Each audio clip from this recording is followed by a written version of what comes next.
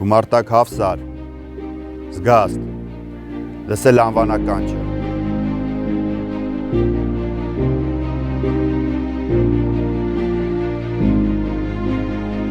Տղաս ծառայում էր Վարդենիսի շրջանի Սոտքի զորամասում, բայց մարտական հերթապահություն մինչև պատերազմն էլ անցկացնում էին Քարվաճարի շրջանում, Լեռնային Ղարաբաղի Քարվաճարի շրջանում։ Պատերազմի մասին տեղեկացել ենք բնականաբար սեպտեմբերի 27-ի առավոտյան, զանգեցի որդուս, հեռախոսը անջատած էր, չպատասխանեց, հետ զանգեց մի քանի ժամ հետո, ասեց, որ իրենք արդեն սեպտեմբերի 25-ից տագնապով բարձրացել են դիրքեր, գտնվում են Քարվաճարում, իրենց մոտ ամեն ինչ նորմալ է, ամեն ինչ խախանդ է, հանգիստ է, բայց դե արդեն նորություններից պարզ էր, որ հենց Քարվաճարում առաջի օրերին բավական թեժ մարտեր էին ընթանում։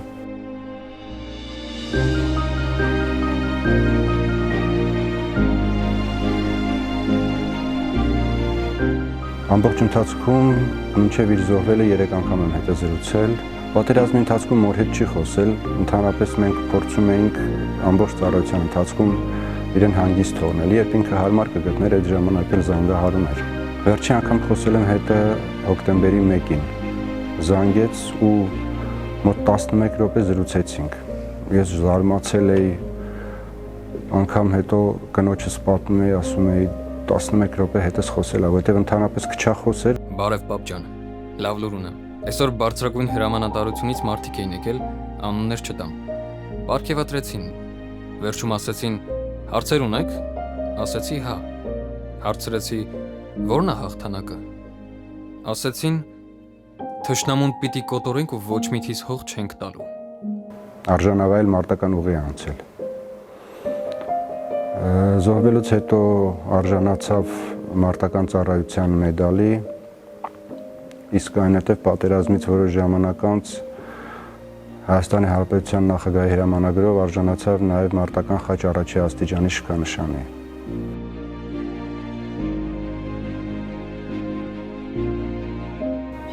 Ինքը մեր տան փոքրն էր, քույր ունի, ավելի մեծ, Ռիման, շատ ջերմ ու մտերիմ հարաբերություններ ունեին։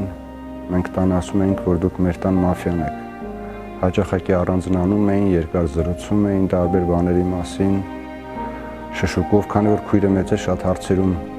փորձում էր օգնել, եղբոր ուղղորդել, հատկապես նկատել եմ, որ աղջիկների հետ շփման հարցում ինքը խորհուրդ էր հարցնում քրոջից։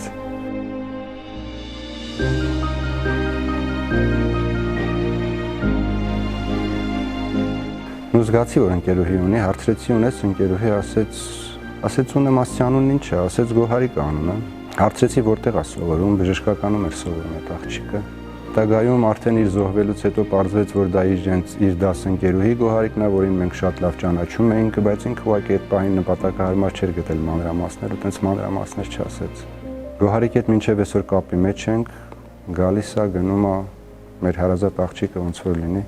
Գոհարիկի հետ էլ է խոսել պատերազմի ժամանակ, անգամ վերջի օրն է խոսել ու Գոհարիկը պատմա, որ իր զոհվելու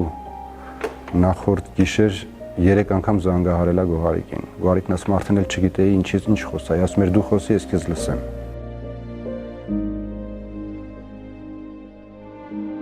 Իրում էր ճամփորդել, մտածում էր, երազում էր, որ հետկաբանակից պետք է ճամփորդի։ Ասեմ, որ սովորում էր պետական համալսարանի իրավագիտության ֆակուլտետում, նպատակ ուներ վարչական դատանի դատավոր դառնալ։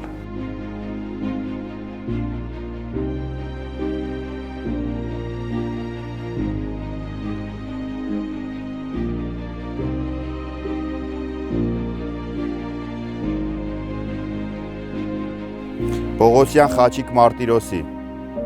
Ներկա